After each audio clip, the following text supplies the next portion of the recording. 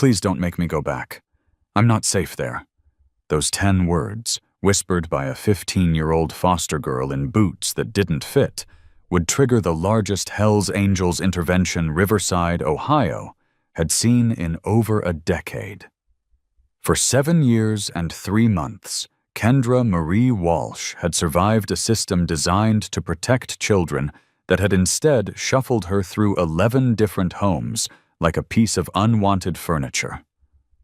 But on a freezing November night, when she watched a 7-year-old boy struggling to breathe while 30 adults just stood there filming with their phones, Kendra made a choice that would change everything. She ran. She helped.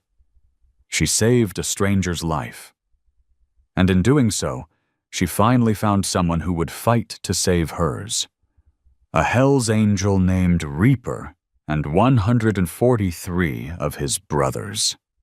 This is Kendra and Reaper's story. And the part about the 30 people who chose to film instead of help? That's where the story gets disturbing. Subscribe and comment where you're from. Content warning. 30 adults filmed a child in danger. One 15-year-old foster girl saved him. Kendra had nothing. But she was the only one who acted. The shuffle scrape of oversized boots echoed against wet pavement as Kendra walked along Riverside Parkway, hunched against the 34-degree cold. Her gray hoodie, men's size large, donated with a bleach stain shaped like a comma on the front, did almost nothing against the wind. No coat.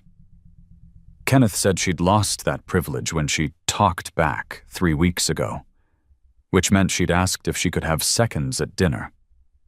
The answer had been no, followed by an extra hour locked in the garage that night. 7:45 p.m. She'd been wandering for 2 hours now, ever since the homeless shelter on Maple Street turned her away. Overcapacity. Come back tomorrow. Except tomorrow Kenneth would notice she wasn't home, and tomorrow there'd be consequences she couldn't afford. Her forearm still ached where his fingers had dug in 9 days ago, leaving 4 purple-yellow fingerprints that looked like some kind of twisted decoration. The bruise on her right shoulder, darker, fresher, only 3 days old, throbbed every time she moved wrong. She stopped outside Charlie's Steakhouse, drawn by the warmth bleeding through the windows. Inside, families sat at tables with white tablecloths and candles in glass holders. A couple laughed over wine. A little boy spun in his chair while his mother gently scolded him. Normal. Safe. Everything Kendra hadn't known since she was 8 years old, since the car accident that took her mother and left her alone in a world that didn't want her. She touched the window glass with one hand.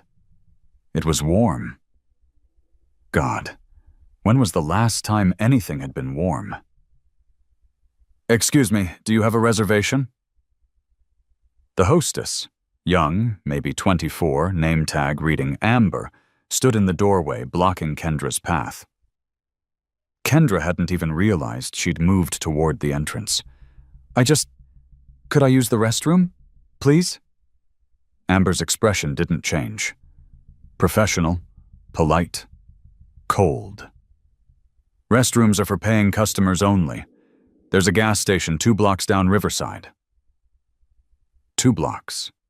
In these boots that rubbed blisters into her heels every step, in 34-degree weather with no coat.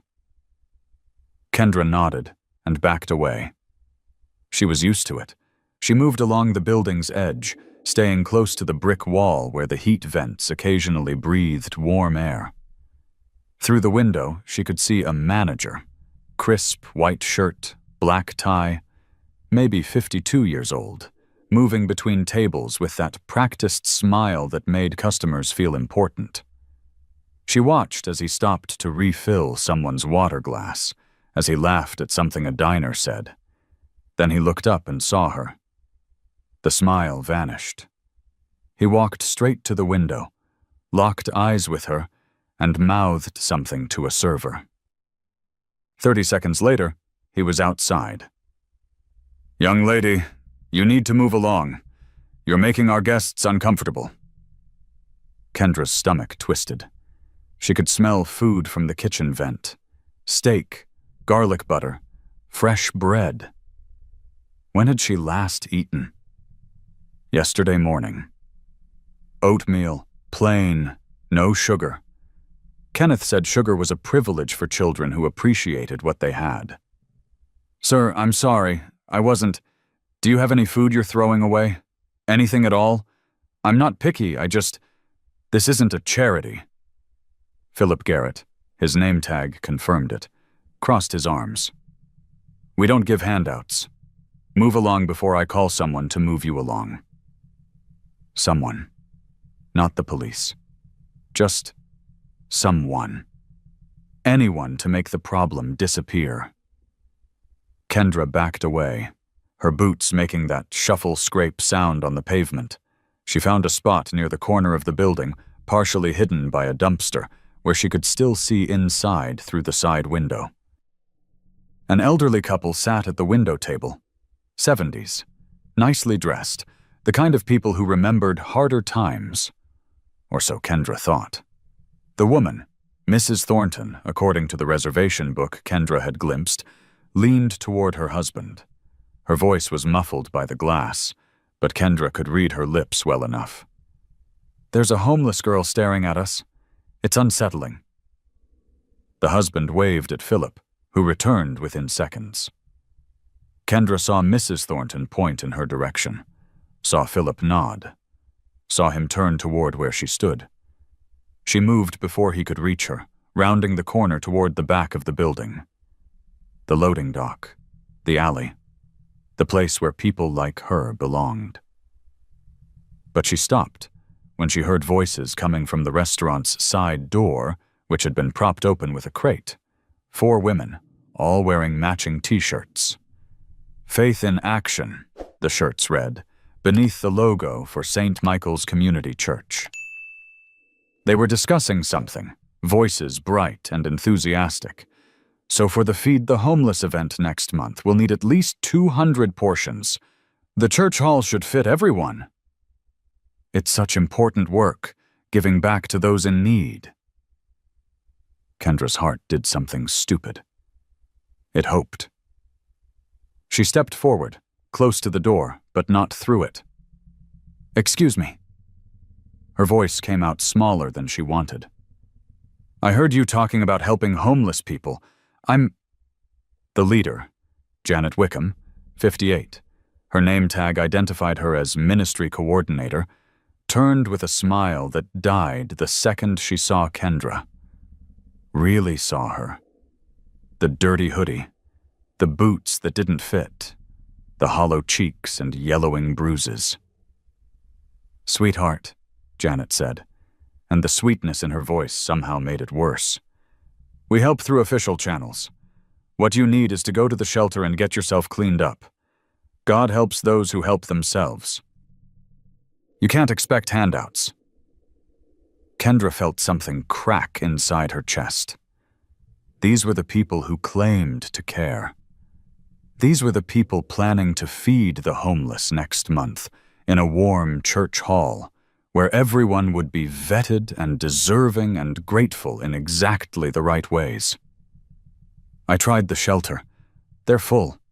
And I have a place. You're young and able-bodied," Janet interrupted.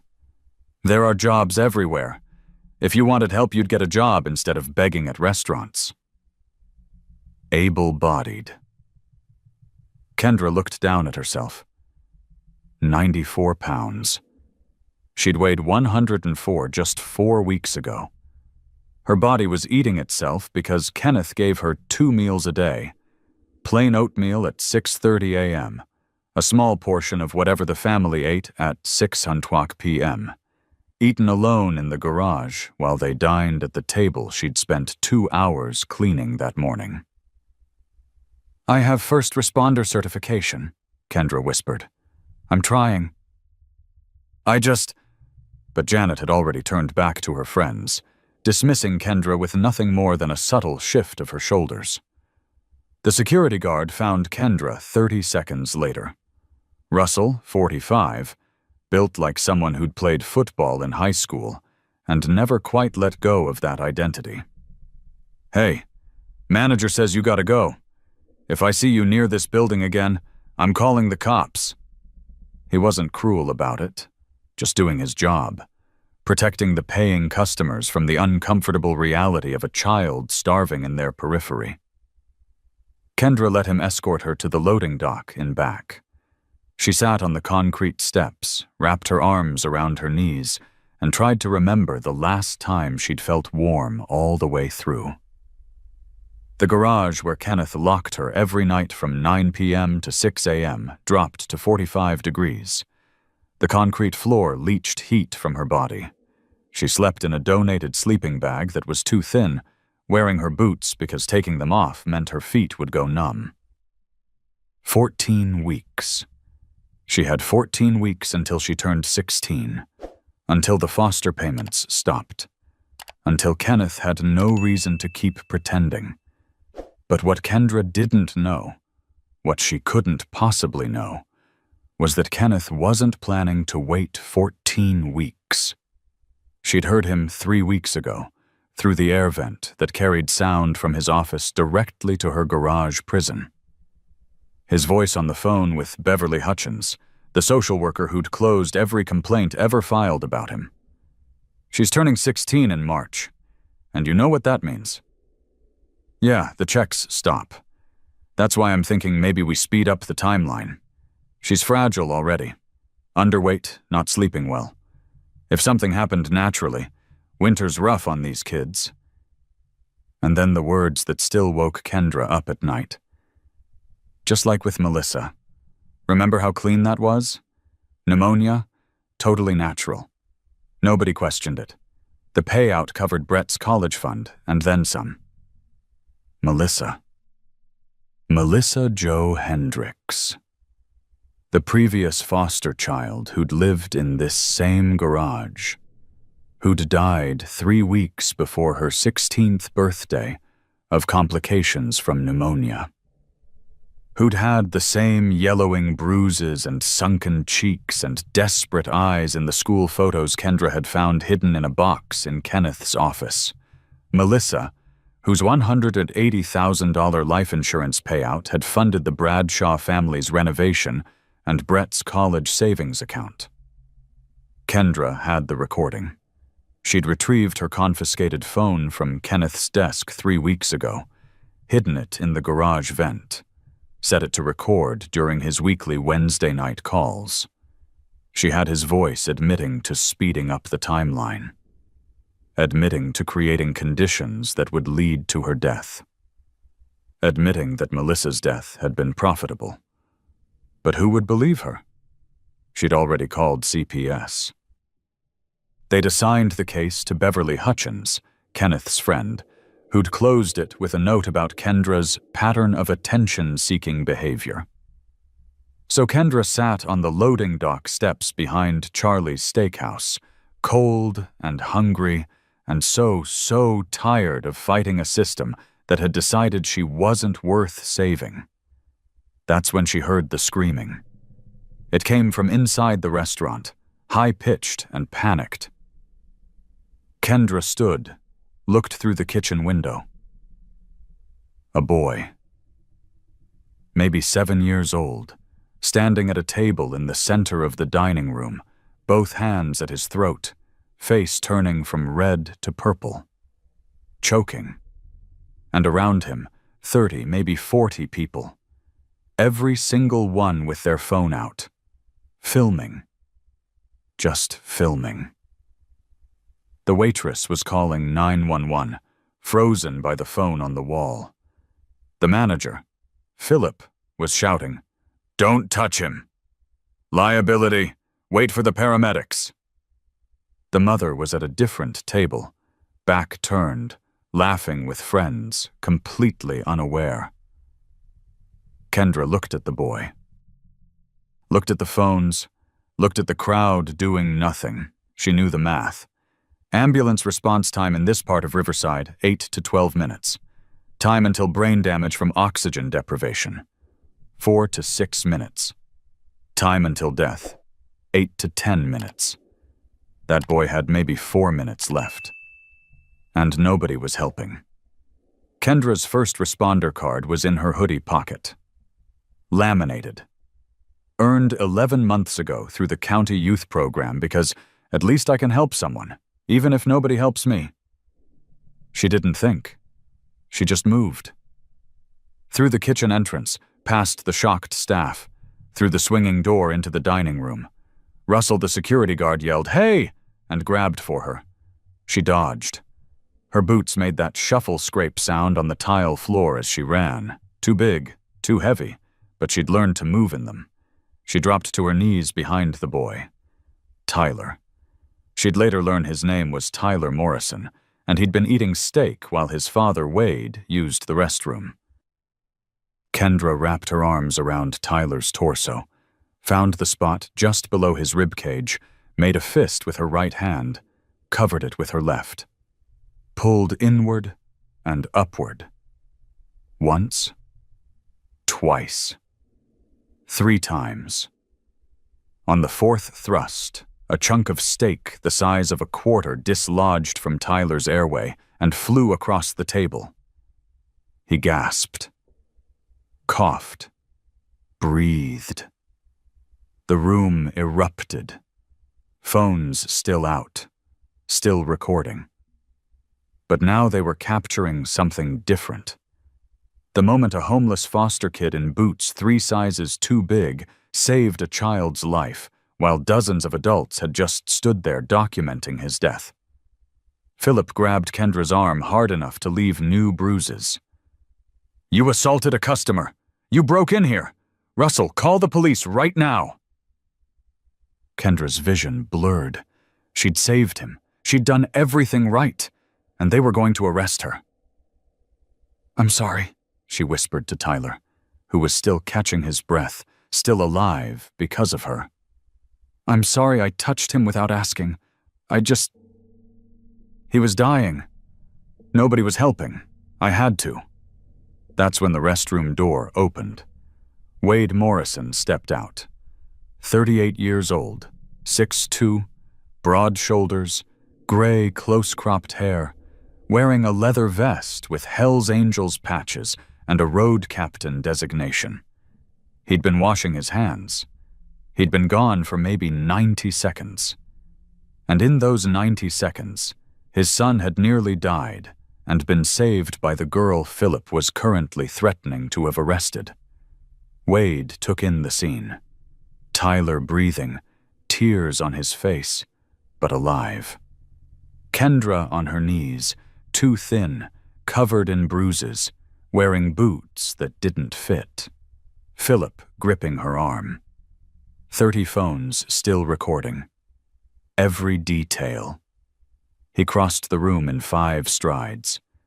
Knelt to Kendra's eye level. Put a hand on her shoulder. Gentle, careful, the touch of someone who understood trauma. "You saved my son's life." His voice was gravel and steel, and something Kendra couldn't identify. Safety, maybe. "What's your name?" "Kendra Walsh." "I'm nobody." "I'm sorry, I'll go." "Kendra Walsh?" Wade repeated it like he was memorizing it. "You're not going anywhere except with me. You're under my protection now." Philip started to interrupt. "Sir, she broke in. Wade held up one hand. Didn't raise his voice. Didn't threaten. Just held up his hand. And Philip stopped talking. There was something in Wade's eyes that made people reconsider their next words.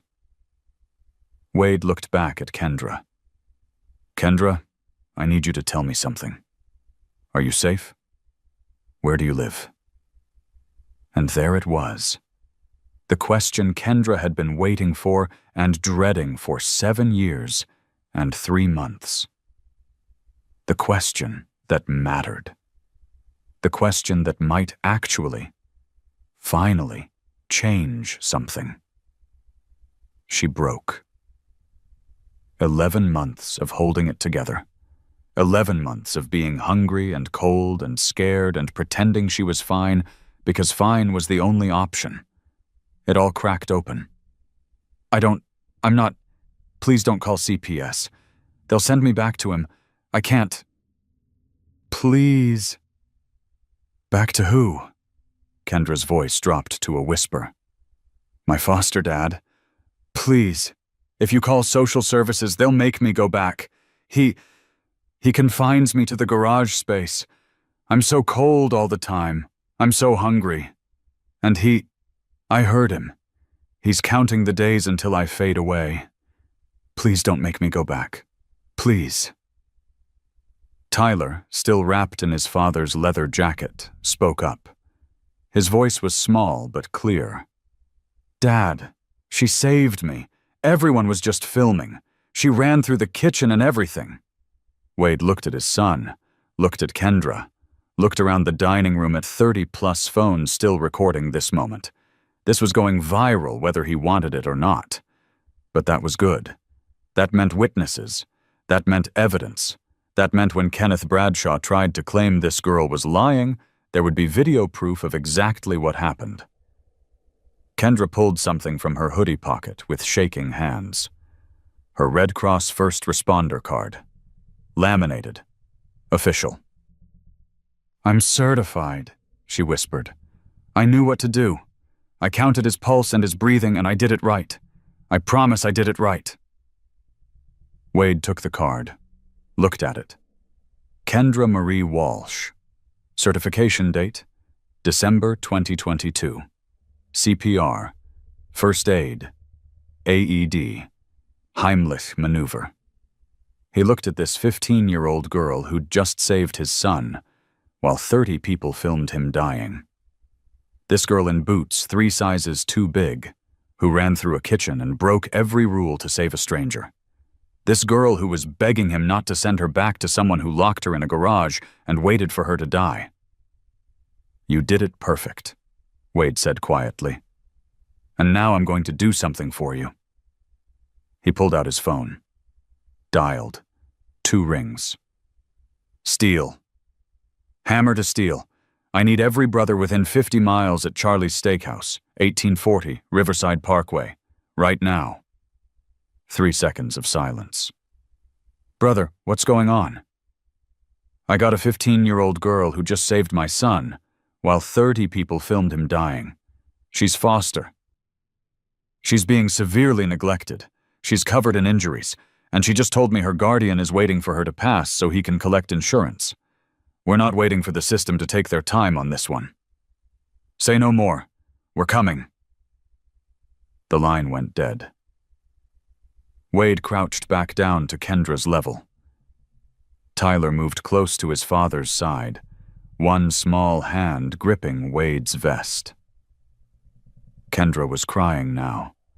Silent tears, the kind that came when you'd been holding everything in for so long you forgot you were allowed to break.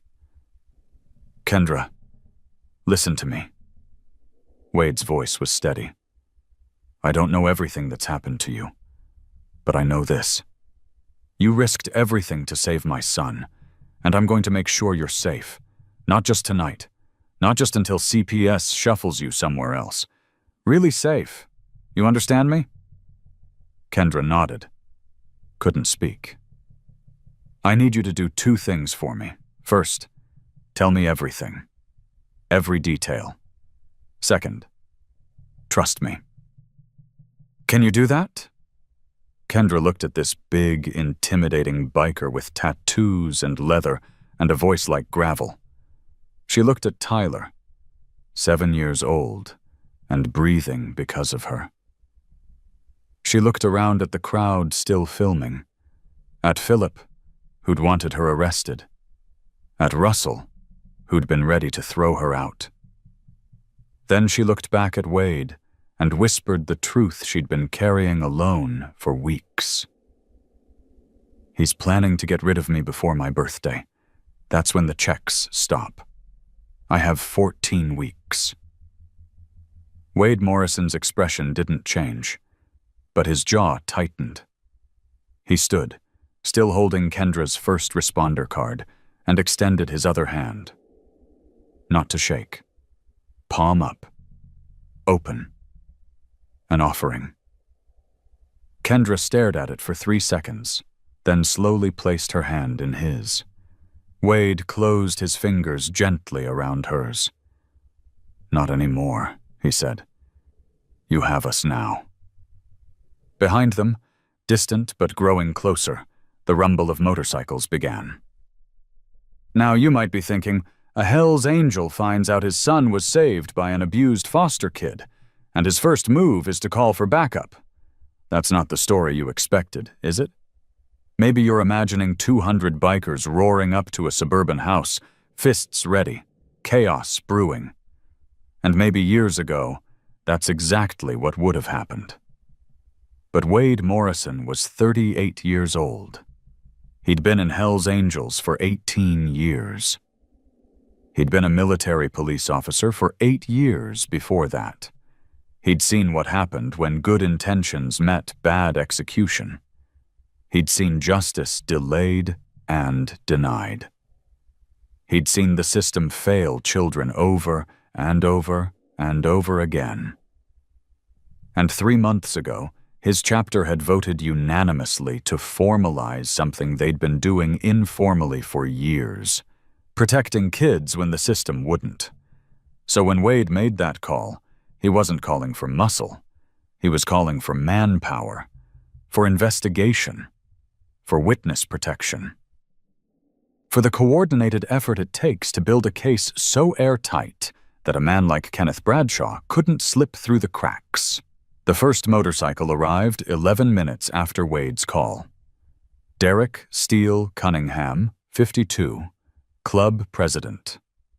Silver beard, reading glasses tucked in his vest pocket, calm eyes that had seen union negotiations turn violent and knew exactly how to de-escalate before they did.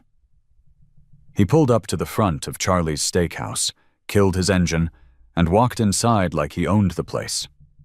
He found Wade and Tyler at a corner table. Kendra sat between them, wrapped in Wade's leather jacket, still shaking despite the warmth. Russell, the security guard, stood nearby, no longer threatening, just watching. Protecting, actually. Something had shifted in him when he watched Kendra save that boy's life. Steele pulled up a chair, sat down, looked at Kendra with the same gentle assessment Wade had used. "I'm Derek," he said. "My brothers call me Steele. Wade tells me you saved his son's life tonight." Kendra nodded. "He also tells me you're in trouble. The kind of trouble that requires some careful thinking and a lot of witnesses." Steele glanced at the phones people were still discreetly pointing their way. "Looks like we've got the witnesses part covered." By the time Steele finished talking, 3 more motorcycles had arrived. Then 7. Then 15. Trevor "Doc" Patterson arrived 18 minutes after the initial call. 44 years old, combat medic from Iraq, tattoos covering both arms but hands gentle as a pediatric nurse. He'd been the one to teach the club's first aid protocol. He had a field medical kit in his saddlebag that he carried everywhere. He knelt beside Kendra without being asked. "Hey there, I'm Doc. Mind if I take a look at those bruises?" Kendra flinched. Doc stopped immediately. "We don't have to. But if we're going to help you, we need to document what's been done to you. Pictures, medical assessment. The kind of evidence that holds up in court. Is that okay?" Kendra looked at Wade. Wade nodded. "He's good people. One of the best." So Kendra let Doc examine her arms, the 4-finger bruises on her left forearm, 9 days old, fading from purple to yellow-green. The darker bruise on her right shoulder, 3 days old, still tender. The healing split lip, the visible weight loss, ribs showing through her thin t-shirt, collarbone protruding at angles bones shouldn't protrude. Doc photographed everything with a professional camera, time-stamped, narrating details into a voice recorder. Subject appears malnourished. Estimated weight loss significant. Multiple contusions in various stages of healing. Pattern consistent with being grabbed and shoved. Split lip approximately 5 days healed. Dark circles under eyes suggesting chronic sleep deprivation. Brandon Reaper Walsh arrived at the 25-minute mark. 31 years old, ex-police detective who'd quit the force 3 years ago after trying to blow the whistle on departmental corruption. He wore a body camera on his vest. Always. Documented everything. Trust, but verify. And in Reaper's experience, verification was the only thing that mattered. He pulled Wade aside. "Tell me what we're dealing with." Wade laid it out in 4 sentences. Foster kid. Saved Tyler's life. Says her guardian is starving her, locking her in a garage, waiting until she's no longer here before her 16th birthday so he can collect life insurance. She's got 14 weeks left. Reaper didn't blink. Name of the guardian? Kenneth Bradshaw, 847 Riverside Terrace. Something flickered in Reaper's eyes. Recognition. Foster Parent of the Year, Kenneth Bradshaw. You know him? I know the type. Pillar of the community, church deacon, volunteers everywhere. Too clean, too perfect. Reaper pulled out his phone, started typing. I'll run a full background. See what the system's been ignoring. By the time Reaper finished his first search, the parking lot was full. 38 motorcycles from Wade's chapter. Another 23 from the Allied chapter in Columbus, an hour away. 18 from the Springfield chapter. 14 from the Dayton crew. 10 from smaller regional groups. 103 Hells Angels in the parking lot of Charlie's Steakhouse by the 47-minute mark, with 40 more still en route from farther territories. They didn't cause chaos. They didn't threaten anyone. They simply arrived, parked in formation, and stood there. Present. Waiting. A wall of leather and chrome and absolute commitment to protecting one 15-year-old girl who'd saved a 7-year-old boy while the world just filmed. Inside the restaurant, Mitchell Chains Brennan arrived with the Columbus contingent.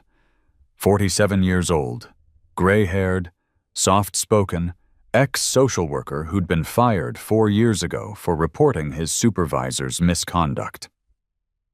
He knew the foster system from the inside, knew exactly what questions to ask, what evidence would matter, what leverage would force action.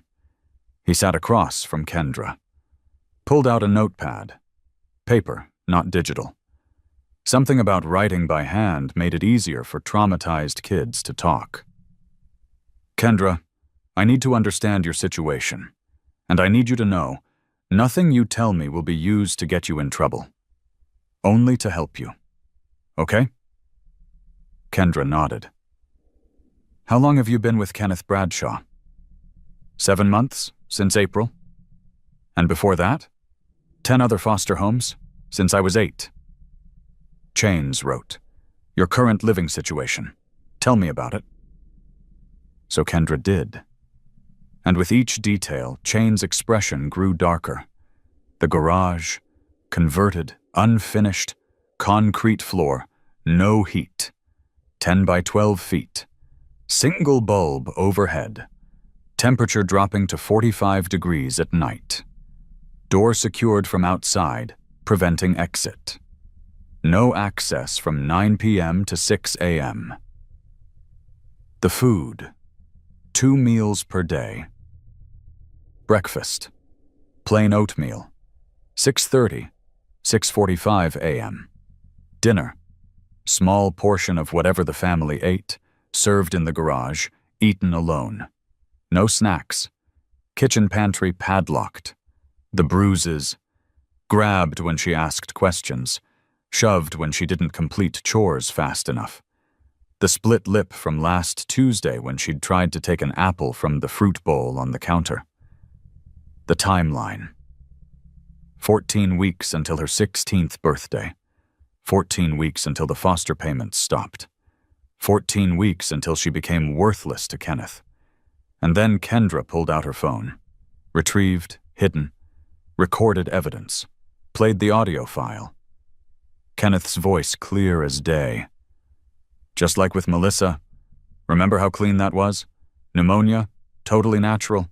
Nobody questioned it. The payout covered Brett's college fund and then some. The table went silent. Wade, Steele, Doc, Reaper, Chains. All 5 of them. Just listening to a man casually discuss a previous foster child's death as a successful financial transaction. When the recording ended, Chains looked up. Who's Melissa? Melissa Jo Hendricks, previous foster child.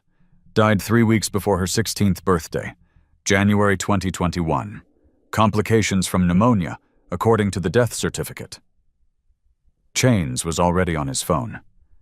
I'm pulling that case file right now. Reaper stood. I'm calling my contact at the county medical examiner's office. If there's a pattern, we need it documented tonight. Steele looked at Wade. What's the play? Wade looked at Kendra. Small, scared, brave enough to run through a kitchen to save his son, but terrified to hope that anyone would save her. The play, Wade said slowly, is we do this right. Legal, documented, airtight. We gather every piece of evidence.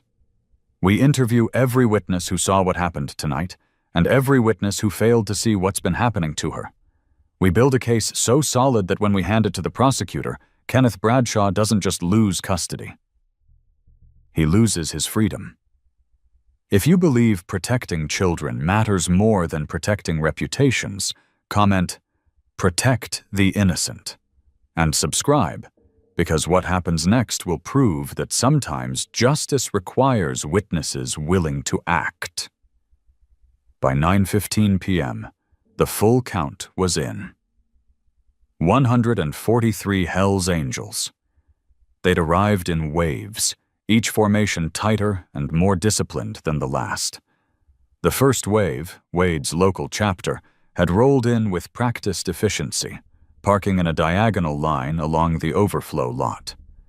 The second wave from Columbus came in a V formation, engines synchronized, cutting off smoothly in unison. The third and fourth waves filled in the gaps until 104 through a motorcycle sat gleaming under the parking lot lights, like some kind of chrome and steel battalion, awaiting orders. The sound had been incredible. It started low and distant, like thunder building on the horizon. Then it grew into a roar that shook windows and set off 3 car alarms. 143 engines, all Harley-Davidsons, all roaring in beautiful, deafening unison. The kind of sound that made people stop whatever they were doing and look. And then, almost as one, the engines cut off. The sudden silence after all that noise felt heavy and expectant, like the moment before a verdict is read. The bikers dismounted, formed up in loose groups, didn't chant, didn't shout, didn't threaten. Just stood there in their leather vests, arms crossed, faces serious. A peaceful stand. Military precision. Not a protest fueled by anger, but a coordinated presence that said, "We're here, we're watching, and we're not leaving until this gets resolved." Inside Charlie's steakhouse, Philip the manager stood at the window, face pale. He'd called the police 20 minutes ago. They'd told him officers were en route. That was 15 minutes ago. Russell, the security guard, stood next to Wade. He'd quietly switched sides somewhere around the moment Doc finished documenting Kendra's injuries.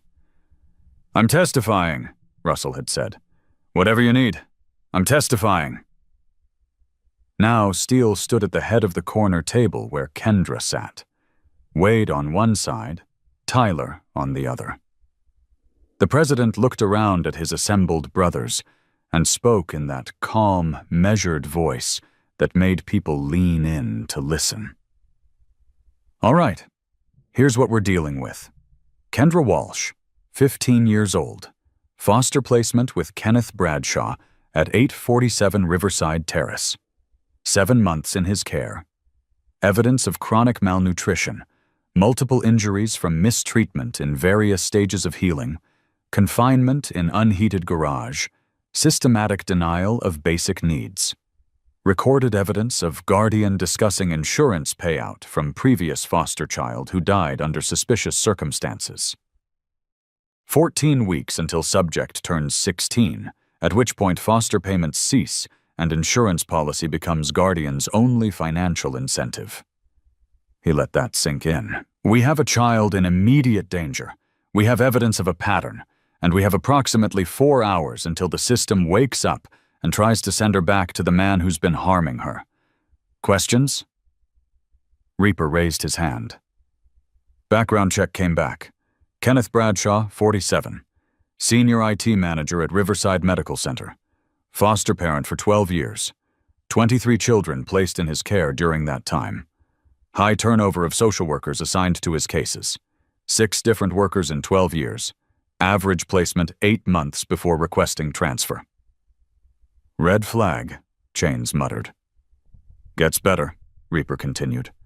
3 former foster children requested emergency placement changes. All 3 were dismissed as behavioral issues by the same social worker, Beverly Hutchins. Kendra's head snapped up. That's her. That's the one he calls. That's who closed my CPS complaint. Chains pulled up Beverly's record on his tablet. Beverly Hutchins, 44, County Child Services, 19 years with the department. Current caseload, 47 families. That's 15 over the recommended maximum. Oversight complaints filed against her, 0. Successful case closures, 98.3%. Which means she's either exceptional or she's closing cases that shouldn't be closed, Steele said. Door number 2, Reaper confirmed. I pulled complaint logs. Kenneth Bradshaw has had 8 complaints filed against him in 12 years. All 8 assigned to Beverly Hutchins.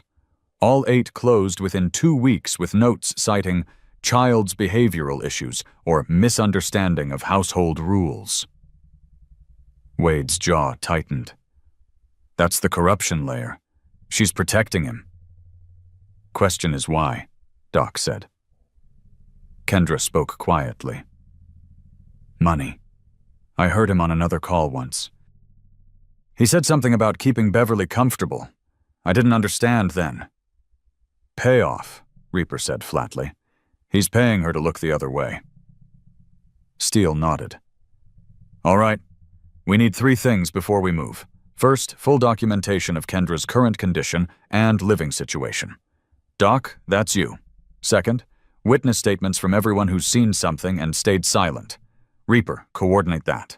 Third, everything we can find on Melissa Hendricks' death. Chains, pull that file and find anyone who questioned it. The room became a command center. Doc set up in a corner booth, conducting a full medical assessment. Weight, 94 pounds. Height, 5'3".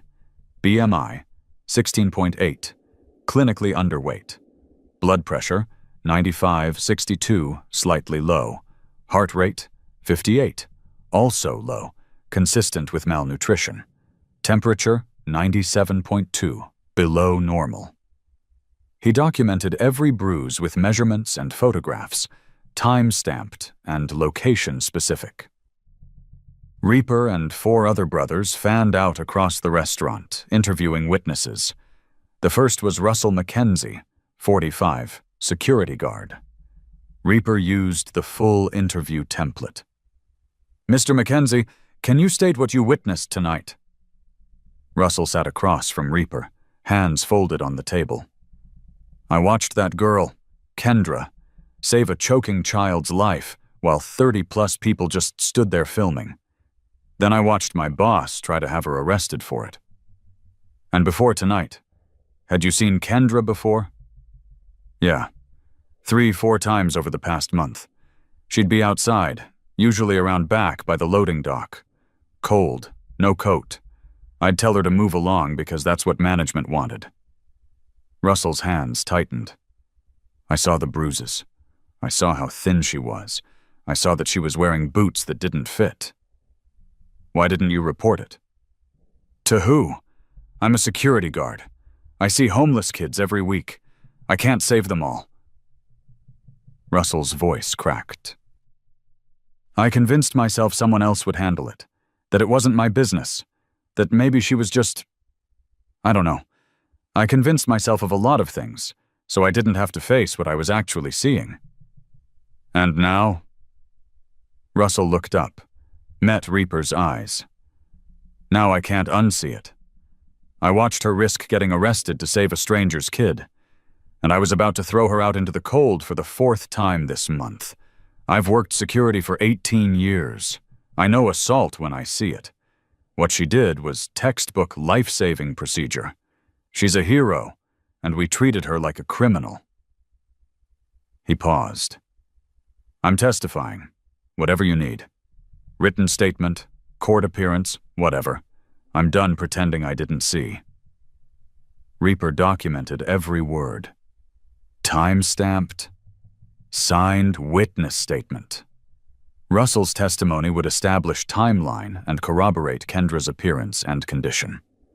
The second witness was Patricia Vance, 52, county school nurse at Riverside High.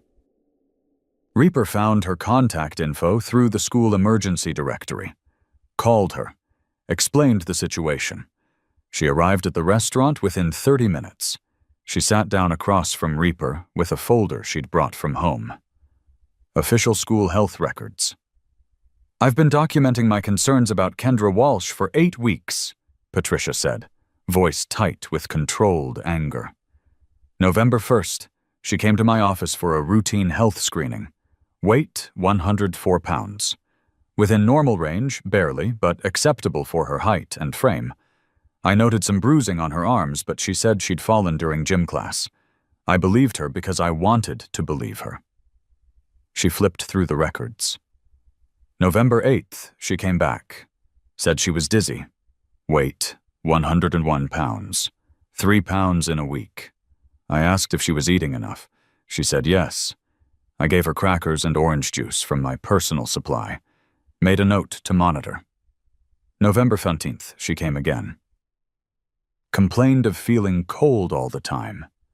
Weight, 98 pounds. 6 pounds in 2 weeks. That's when I filed my first concern report with County Child Services. Documented weight loss, possible malnutrition, requested home visit. What happened with that report? Reaper asked. Patricia's expression hardened. It was assigned to Beverly Hutchins. She called Kenneth Bradshaw, gave him 2 days advance notice, then conducted a home visit. Her report said, and I'm quoting, home environment appropriate, refrigerator well stocked, child appears healthy and well cared for, school nurse may be overreacting to normal teenage weight fluctuation. Did Kendra come back to your office after that? November 22nd, 1 week ago. She asked me for food. Didn't even pretend it was about feeling dizzy or sick, just asked if I had any food. I gave her everything I had in my desk. Granola bars, a banana, a sandwich I'd packed for lunch. She ate it so fast I thought she'd choke. Then she thanked me and left. Patricia's hands shook as she closed the folder. I watched that girl waste away over 8 weeks. I filed 2 concern reports. I called the CPS hotline myself after the second visit. Every time Beverly Hutchins closed the case, every time Kendra came back thinner, more exhausted, more desperate, and I kept giving her food from my desk instead of demanding someone investigate properly. Why? Reaper asked gently. Because I was afraid. Patricia looked up, tears in her eyes. Kenneth Bradshaw is Foster Parent of the Year. He's a deacon at his church. He volunteers everywhere. And Beverly Hutchins has been with Child Services for 19 years. Who was going to believe a school nurse over both of them? So I documented everything and hoped someone with more power would act. And nobody did. And now that girl weighs 94 pounds and her guardian is waiting for her to die. Reaper slid the witness statement form across the table. Sign this. You're going to help us fix what you couldn't fix alone. Patricia signed without hesitation. The third witness came from an unexpected source. Janet Wickham, 58, the church ministry coordinator who'd turned Kendra away just hours earlier, walked into the restaurant at 10:05 p.m. She'd seen the news coverage, seen the viral videos of Kendra saving Tyler, seen the interviews with witnesses describing the homeless foster child in boots that didn't fit. She found Steele. I need to give a statement. Steele directed her to Reaper. She sat down, hands trembling. My name is Janet Wickham. I'm ministry coordinator at St. Michael's Community Church. And tonight I committed a sin I'm going to carry for the rest of my life. She described the encounter. Kendra approaching, asking for help. Janet's response, God helps those who help themselves. Get a job instead of begging. I was sitting there with my church friends, Janet said, voice breaking, planning our Feed the Homeless event for next month. We were so proud of ourselves for caring about people in need. And when actual need stood right in front of me, dirty, desperate, starving, I lectured her about personal responsibility. Why? Reaper asked. Because she made me uncomfortable.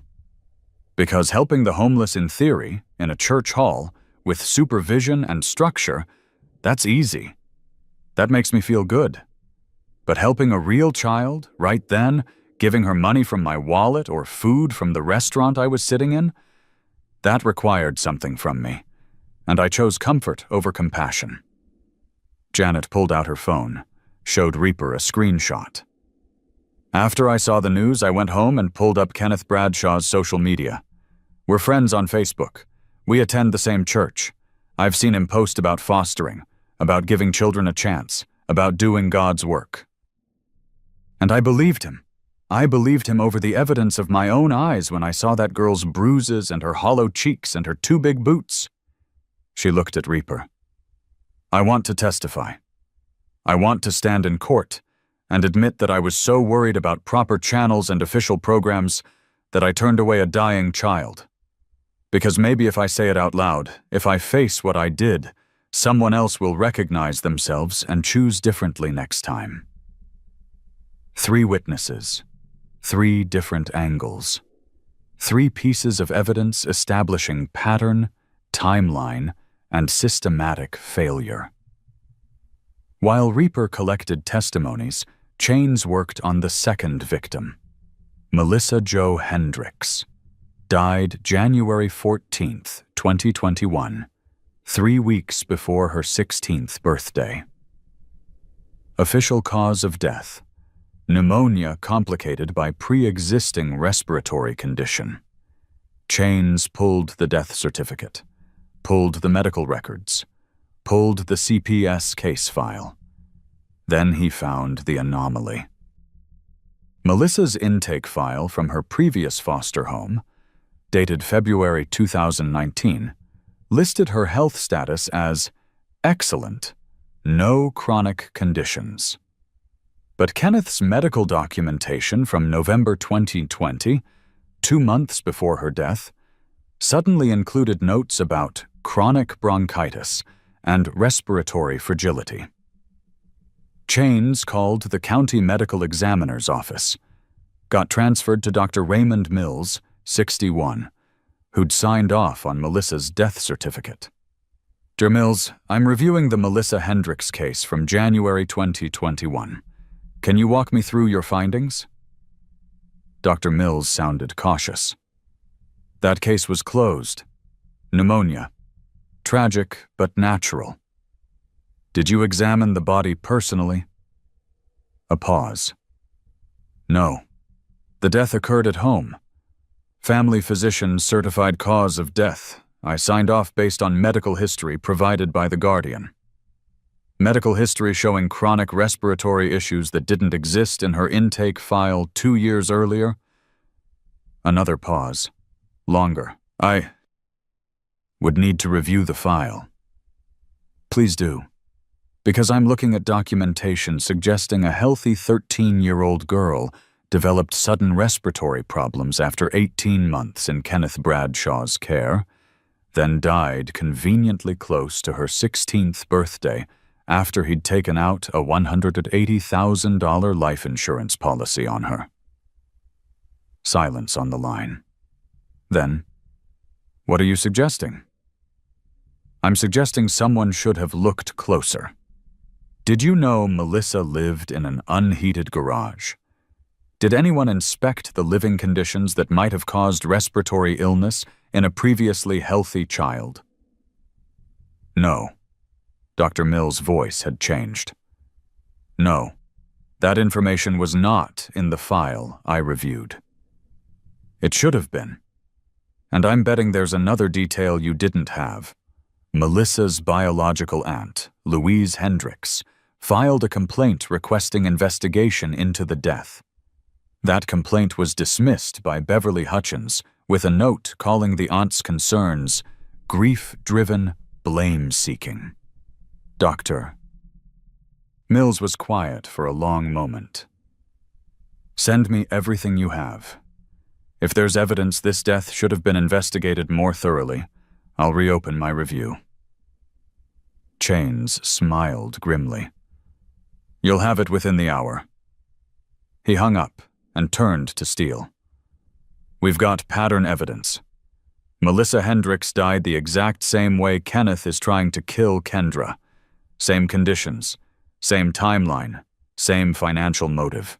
And the medical examiner just agreed to reopen his review. Steele nodded. Time to move.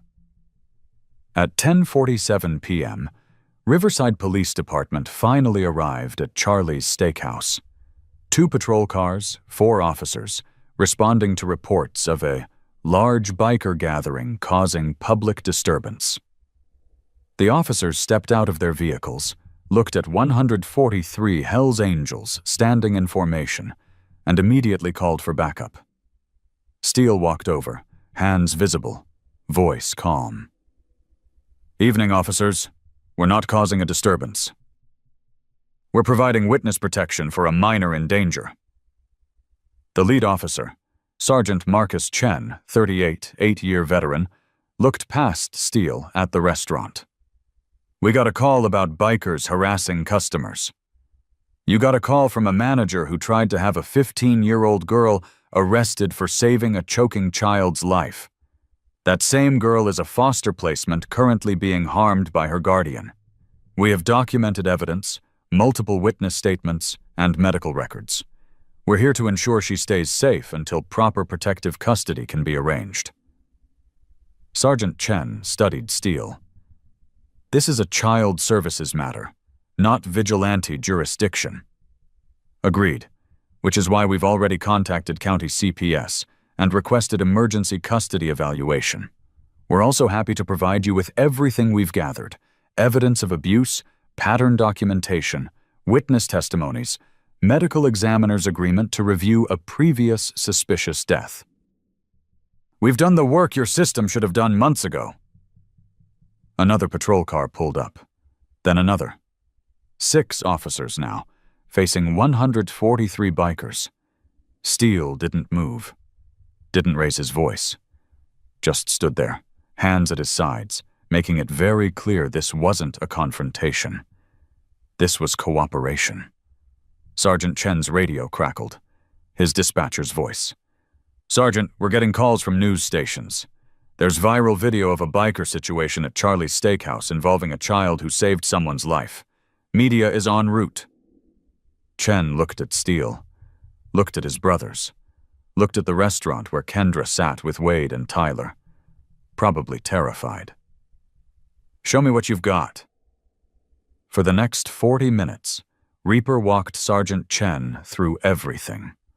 The recording of Kenneth's phone call, the medical documentation showing Kendra's weight loss, the witness statements from Russell, Patricia, and Janet, the pattern evidence from Melissa's case. The financial motive, $175,000 life insurance policy, previous $180,000 payout, 14-week countdown to Kendra's 16th birthday when payments would stop. Sergeant Chen listened to Kenneth's voice on the recording. "Just like with Melissa. Remember how clean that was?" His expression darkened. "This is attempted murder." "Yes," Steele said simply. "And we have enough evidence to arrest him tonight." Chen pulled out his phone, made a call. "This is Sergeant Chen. I need an emergency protective custody order for a minor, Kendra Walsh, age 15, current placement with Kenneth Bradshaw, suspected abuse and endangerment with evidence of planning to cause death. I also need a warrant for Kenneth Bradshaw's residence at 847 Riverside Terrace." He listened. Then, "How long for the warrant?" 40 minutes. Okay. And the custody order? Immediate? Good." Chen hung up, looked at Steele. "Protective custody is approved. Kendra Walsh is officially under county protection as of right now. She's not going back to that house. Warrant for Bradshaw's arrest should be ready by 11:30. Steele nodded. "We'll wait." The room went quiet. 23 men, all wearing their cuts, all waiting. Steele looked around the table. "All in favor of maintaining presence until arrest is made?" For a moment, nothing. Just the ticking of the wall clock and the distant sound of traffic outside. Then every single hand went up, not a moment's hesitation, not a single dissenting voice. 143 men voting unanimously to stay until a 15-year-old girl they'd never met was truly safe. At 11:53 p.m., barely 4 hours after Kendra had saved Tyler's life, Riverside Police executed the arrest warrant at 847 Riverside Terrace. Kenneth Bradshaw was in his living room when they arrived, sitting on his couch in sweatpants and a faded Ohio State t-shirt, watching a basketball game, drinking a beer. The same hands that had grabbed Kendra hard enough to leave bruises were holding a TV remote. The same man who'd locked a child in a freezing garage was arguing with the referee's call on a foul. He looked up when the officers knocked, looked confused when they announced they had a warrant, looked annoyed, just annoyed, when they told him to stand up and put his hands behind his back. "There must be some mistake," Kenneth said. Used that calm, reasonable voice he'd perfected over 12 years of fooling social workers. "I'm a foster parent. Whatever this is about, I'm sure we can clear it up. Kenneth Raymond Bradshaw, you're under arrest for felony child endangerment, mistreatment of a minor, insurance fraud, and conspiracy to commit murder." The color drained from Kenneth's face. "What? This is insane. Who's making these accusations?" "Kendra Walsh. Along with about 40 witnesses, medical documentation, and your own recorded voice discussing how to make her death look natural." They read him his rights right there in the living room, his face scraping against the carpet as they cuffed him, arms wrenched behind his back. His wife Diane stood in the hallway, crying, asking what was happening. His son Brett watched from the stairs, face pale with shock. Kenneth was wearing reading glasses when they arrested him. They got knocked off during the takedown. He looked up at the officers, suddenly small without his mask of respectability, and whispered, "I want a lawyer." "You'll get one," Sergeant Chen said, "right after we finish processing you for attempting to murder a child for insurance money." They found Melissa's insurance paperwork in Kenneth's office, found the policy on Kendra, dated 6 months after her placement. Found a ledger documenting his foster care income versus actual expenses. $31,200 in annual profit from 3 children he was systematically neglecting. They found the garage where Kendra had been confined, took photographs of the concrete floor, the exposed insulation, the single light bulb, the padlock on the outside of the door, measured the temperature, 41 degrees at midnight, and dropping. They found Kendra's room. A sleeping bag, worn thin, newspapers stuffed into boots that were 3 sizes too big, a plastic cup for water, nothing else, no heat, no comfort, no humanity. The evidence was damning. The charges were severe, and by the time Kenneth was processed and booked at county jail, the bail recommendation was high enough that a man who'd stolen $15,000 from foster care payments and had nothing legitimate to show for it wouldn't be making bail anytime soon. The sun came up over Riverside at 6:47 a.m. on November 29th. Kendra Walsh watched it from the window of a guest bedroom in Wade Morrison's house at 1240 Oak Street. A real bedroom with carpet and heat and a door that locked from the inside. She'd slept for 11 hours straight. The first real sleep she'd had in 7 months. Wade's wife, Maria, had given Kendra a pair of her daughter's pajamas the night before. Clean, soft. They fit. Maria had also run a bath. Hot water. Soap that smelled like lavender. Shampoo that actually lathered in Kendra's tangled hair. She'd helped Kendra wash without asking questions about the bruises, just gently working around them, murmuring, "It's okay," and "You're safe now," whenever Kendra flinched. Tyler had knocked on the guest room door at 7:00 a.m. "Kendra? Dad says breakfast is ready if you're hungry." Hungry. When was the last time someone had asked if she was hungry and actually meant they'd feed her? She came downstairs in borrowed clothes, jeans that fit, a sweatshirt that was warm, socks without holes. No boots. Maria had thrown those boots away last night and ordered new ones online, the right size, arriving this afternoon. Wade stood at the stove making pancakes. Real pancakes. From scratch, with blueberries. Tyler sat at the kitchen table coloring a picture he'd drawn of Kendra, with a cape that said "Hero" on it. "Morning," Wade said. Didn't make a big deal of it, just gestured to the table. "How many pancakes can you handle?" Kendra's stomach twisted. Part hunger, part fear. "I don't... How many am I allowed?" Wade stopped flipping pancakes, turned around, looked at this 15-year-old girl who'd just asked permission to eat. "Kendra," he said gently, "you're allowed to eat until you're full. That's how it works here. No limits, no earning it. You're hungry, you eat, okay?" She nodded. Sat down. Wade put 3 pancakes on her plate, then added 2 more. Butter, syrup, orange juice in a real glass, not a plastic cup.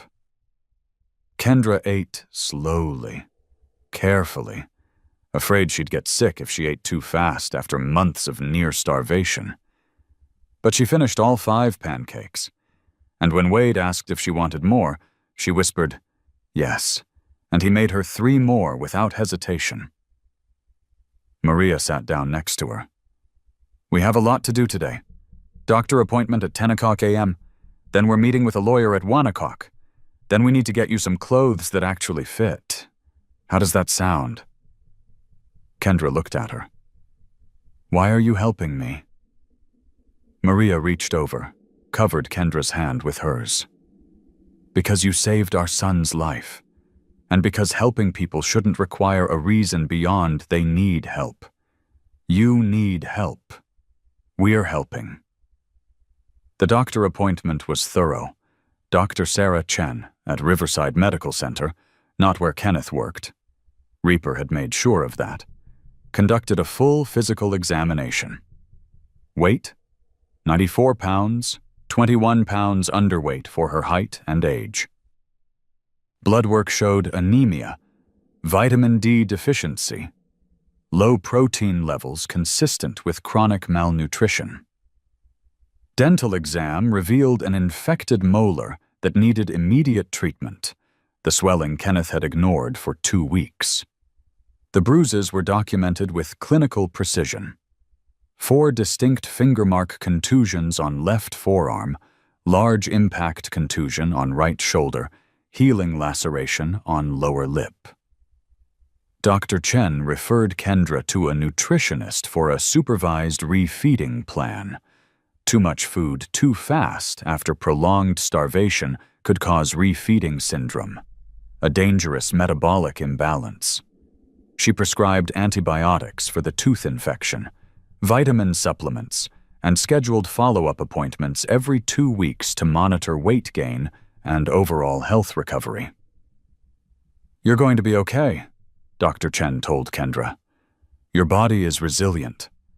With proper nutrition and care, you'll recover. It'll take time, but you'll get there." The lawyer meeting was at the office of Margaret Torres, 48, family law attorney who'd worked with Hell's Angels before on custody cases. She specialized in representing children in situations where the system had failed them.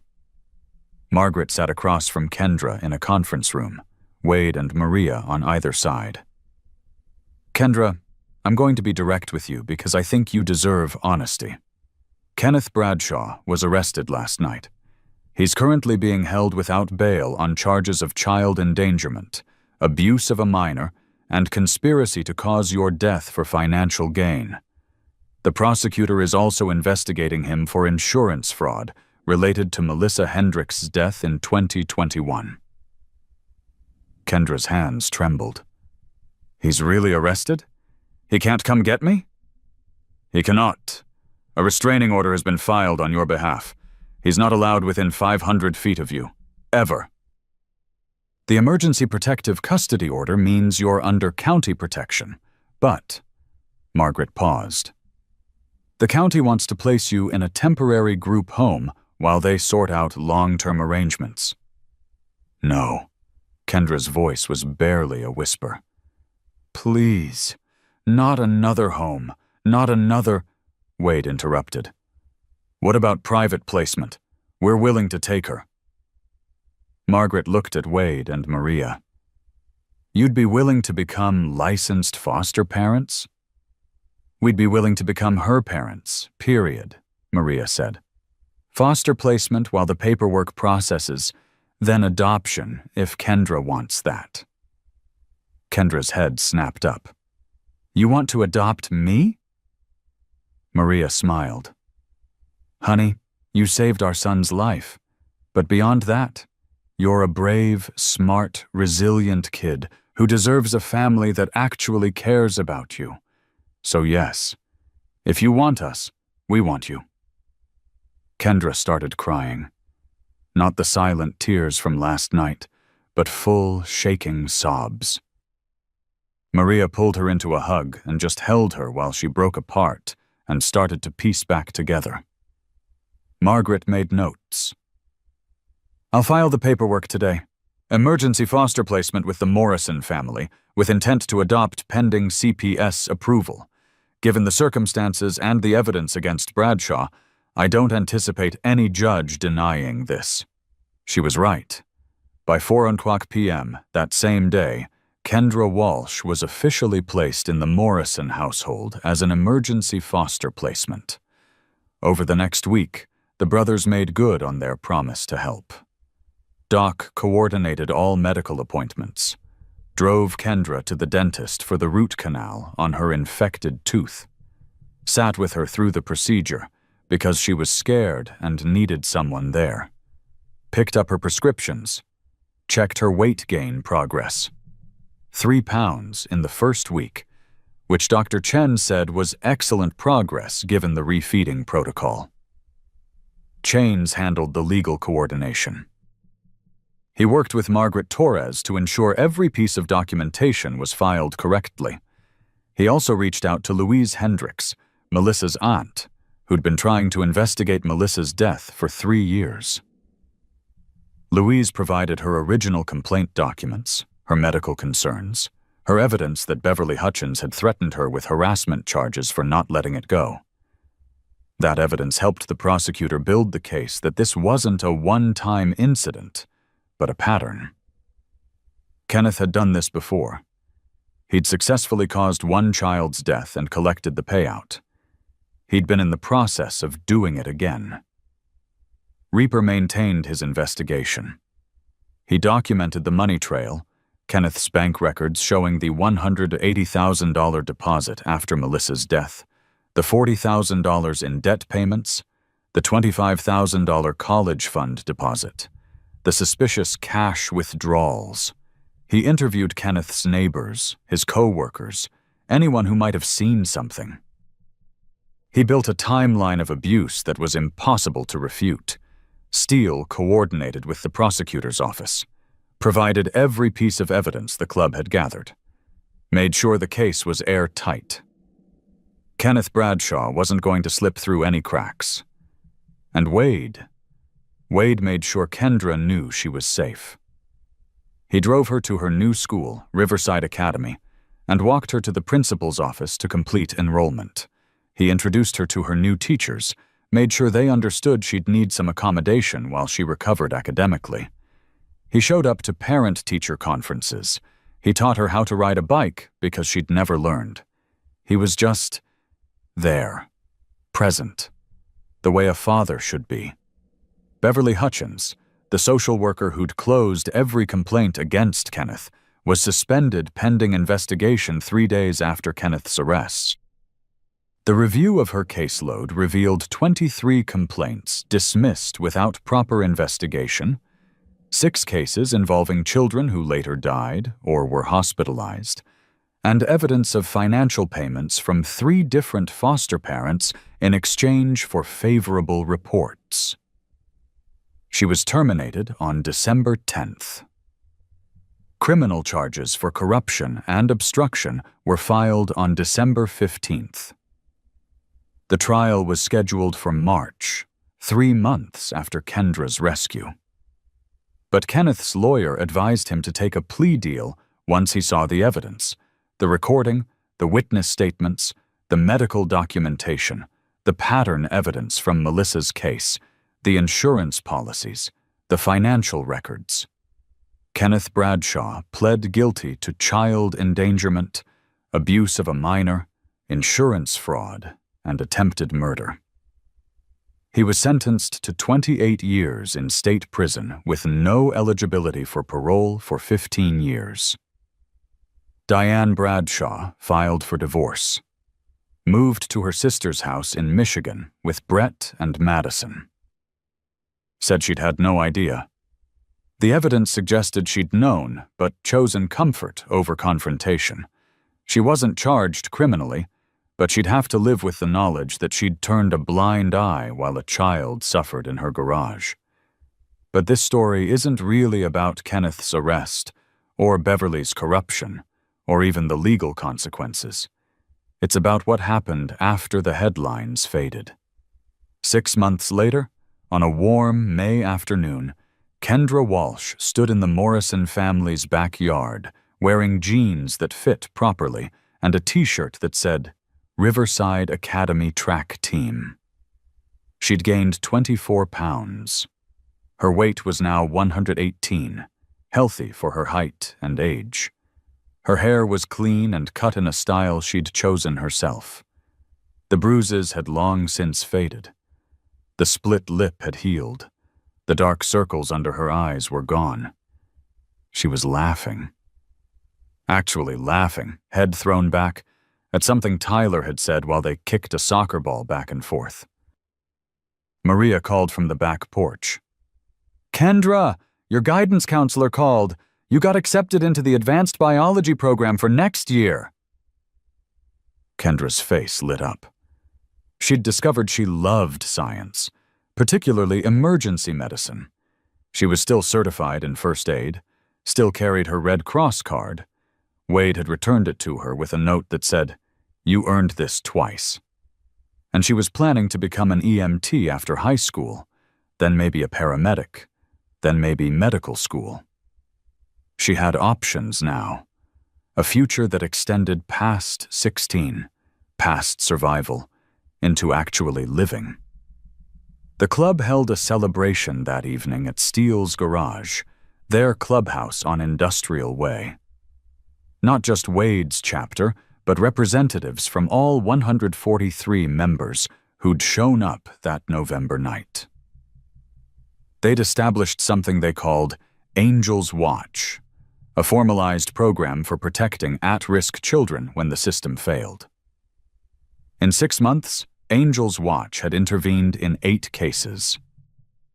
4 kids removed from dangerous situations, 3 foster parents arrested, 2 social workers investigated for misconduct, 1 teenager pulled from a trafficking situation at a truck stop, saved by a biker who noticed her desperate eyes and asked if she was okay. The program had gone viral. News coverage from that first night, 143 Hells Angels protecting a foster child, had changed the narrative about who bikers were and what they stood for. 3 other chapters in different states had started their own Angel's Watch programs. The model was being studied by child protection agencies as a community-based intervention strategy. Kendra stood in the clubhouse, surrounded by leather-clad bikers, Tyler at her side, and gave a speech she'd written herself. 6 months ago, I thought I was going to die. I thought nobody cared. I thought the system had decided I wasn't worth saving. Her voice was steady now, strong. But then I met you, all of you. And you proved that family isn't about blood or paperwork. It's about who shows up, who stands between you and the danger, who says, "Not on my watch," and actually means it. She looked at Wade. You gave me something I'd never had before. Hope that people could be trusted, that asking for help wouldn't get me hurt, that I deserved to take up space in the world. She looked around at the assembled brothers. You taught me that the scariest-looking people in a room can be the gentlest protectors. That real strength isn't about intimidation.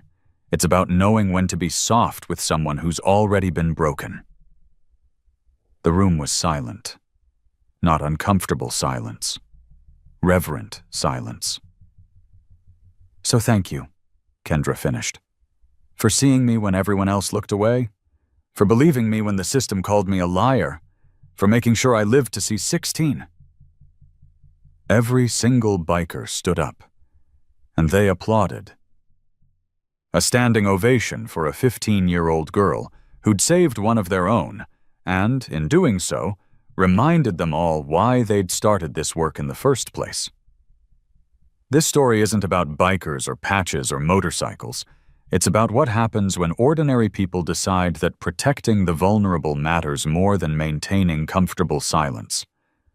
There are Kendras everywhere, in your neighborhood, in your kid's school, at the grocery store, the library, the restaurant where you eat on Friday nights. Children who are hungry, cold, covered in bruises that they explain away with practiced lies. Children who've learned that asking for help gets them punished, so they stop asking. And there are Kenneths everywhere, too. Pillars of the community. Foster parent of the year. Church deacons. Volunteers. People with impeccable reputations who use those reputations as shields while they harm children behind closed doors. The system is supposed to catch these people. Social workers, teachers, doctors, police. They're supposed to notice, investigate, intervene.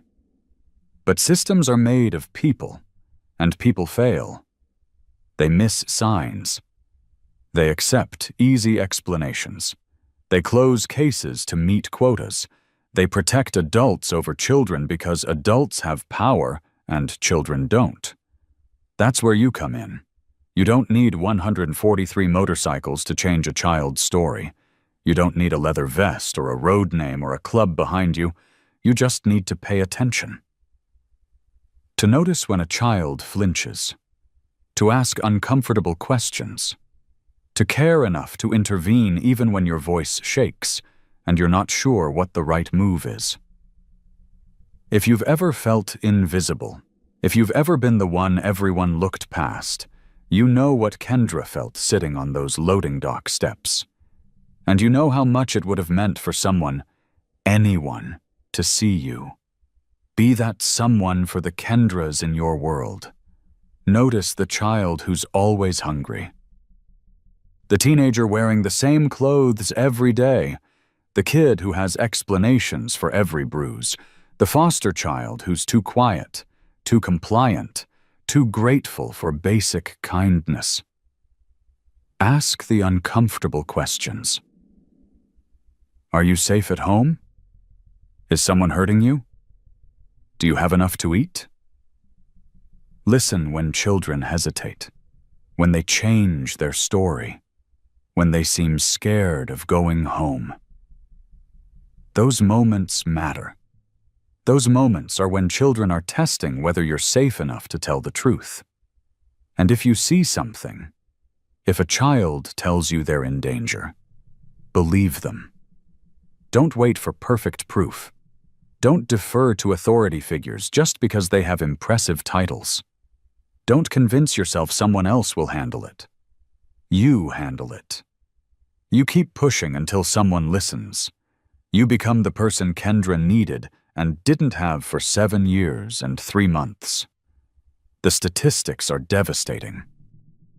In the U.S., Child Protective Services receive reports involving approximately 7.9 million children each year. But studies show that only a fraction of abuse is ever reported. Most of it happens in silence, behind closed doors, in homes that look normal from the outside. Kendra survived because 30 people filmed a choking child, and one girl decided filming wasn't enough. She survived because one father kept his promise. She survived because 143 people showed up and refused to let the system bury her case. But for every Kendra who gets saved, there are dozens who don't. Melissa Hendricks didn't survive. She died 3 weeks before her 16th birthday, cold and alone in that same garage. And nobody questioned it until it was too late. You could be the difference between survival and tragedy. 3 months after Kendra's rescue, bullying reports at Riverside Academy dropped by 31%. Students said seeing the Hells Angels protect Kendra made them realize that standing up for vulnerable people wasn't weak. It was the strongest thing you could do. The Angels Watch program became a standard part of child protection training across Ohio, teaching social workers and teachers to recognize patterns of abuse they'd been trained to overlook. The Morrison family officially adopted Kendra on her 16th birthday. March 8th. The Hells Angels threw a party at the clubhouse with a cake that said, "Welcome home, Kendra." She blew out 16 candles surrounded by her real family, Wade, Maria, Tyler, and 143 leather-clad protectors who'd become her brothers. She made honor roll every semester her junior year, became president of the First Responder Club at school, started volunteering at Riverside Medical Center in the emergency department, where she helped other scared kids understand what was happening when they came in with injuries. And every year on November 28th, the anniversary of the night she saved Tyler, she posts a photo of her Red Cross card with the caption, "This is what courage looks like. It's not about being unafraid. It's about acting anyway." For the first time since her mother died, when she was 8 years old, Kendra Walsh felt something she'd almost forgotten was possible. Safe. not healed. Healing doesn't work that way, doesn't follow a straight line, doesn't happen just because the immediate danger ends. But safe enough to start healing, safe enough to hope, safe enough to believe that maybe, just maybe, she deserved to take up space in the world. And that shuffle-scrape sound of two big boots on pavement? You won't hear it anymore. Kendra wears boots that fit now, walks with her head up, makes eye contact, takes up space without apologizing for it, because she learned something that November night that every child deserves to know. Your life has value. Your safety matters. And there are people in this world who will fight for you, even when you've stopped fighting for yourself. If this story moved you, subscribe, Gentle Bikers, and share it with someone who needs to hear it. Comment below telling us, who was your protector? Or what do you wish someone had done when you needed help? Your story matters. Your voice matters. And maybe by sharing these stories, we create a world where more Kendras get saved and fewer Melissas slip through the cracks. Because heroes don't always wear capes. Sometimes they wear leather vests and ride motorcycles. Sometimes they're school nurses who document everything. Sometimes they're security guards who finally decide comfort matters less than conscience. Sometimes they're church ladies who admit their failures instead of hiding them. And sometimes they're 15-year-old girls in boots that don't fit who run through kitchens to save strangers because they remember what it's like when nobody saves you. Be someone's hero today. Pay attention. Ask questions. Believe, children. Act when it matters, even if you're scared, even if you're not sure, even if it costs you something. The life you save might just save you right back.